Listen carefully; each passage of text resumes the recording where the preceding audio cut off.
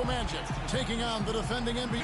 You look at the Spurs. This is an important game for them because they've... checking out San Antonio.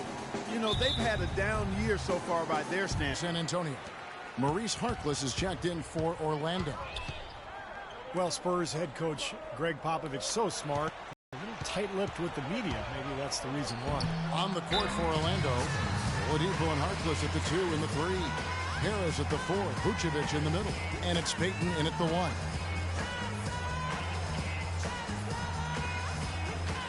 Anderson, he's checked in. Anderson. And let's get this update now from Doris Burke, who's across the way on the sideline. Well, over that break, I listened in on what head coach for the Magic was getting across in the huddle. He was intent on running the offense through Tiny.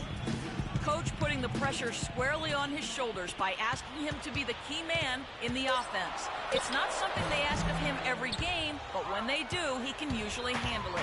We'll be watching how these adjustments work. Kev, there's still a lot of time left in this game. All right, Doris, thank you very much.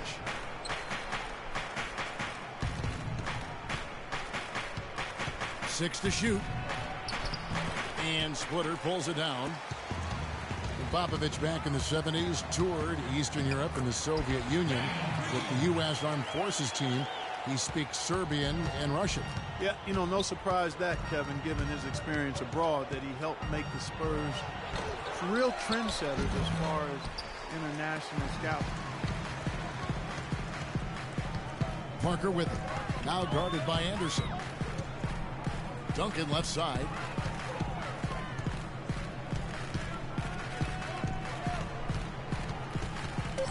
San Antonio needs to get off a shot here. And it's going to be 2 free throws. Drew contact on the shot. Tony could well be the best point guard penetrator in the game. He's great at finding the seam and getting the ball up and off glass before the shot blocker can recover. And once the ball hits the glass and comes off, it's a no-touch zone for the defender. Looking at who's out there now for the Spurs. Diaw comes in for Splitter. And it's Bellinelli in for Kawhi Leonard. Orlando also making some changes. Gordon comes in for Tobias Harris. And Luke Ridnour subbed in for Oladipo. The Magic trail by 12. That race to the rim, and then his great touch, able to use English or just a spin on the ball to drop it in. Even when the defense gets there early, it seems like Parker's able to use that teardrop. Orlando's gone 1 of 3 from beyond the arc so far in the game. Here's Anderson, and he gets the bucket. And that's a difficult shot in the face of a defender that towers over. Well, he almost seems to enjoy those mismatches, Steve. It gives him a chance to show what a strong finisher he is. And for Parker now coming into his 30s, the question, how will his game so based on speed, Clark? Put it behind you now. Get ready to go. As it is, those attributes of speed and quickness and elusive. With some changes. Splitter's checked in for Duncan. Kawhi Leonard comes in for Marco Bellinelli.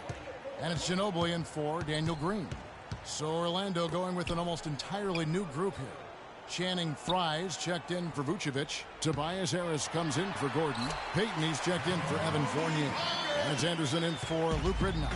So on the floor for Orlando, Mo Harkless and Tobias Harris, the forwards. Anderson is out there with Payton, and it's Frye in at the 5 down low. Well, there's no lack of range in this. The leading three-point shooters among the ranks of the NBA's big men the last month. You look at Frye, a dangerous player from three-point land, a great talent with a great release. So much value in having a big man who can step away from the hoop to draw bigger defenders out there. It really opens up the floor for the team.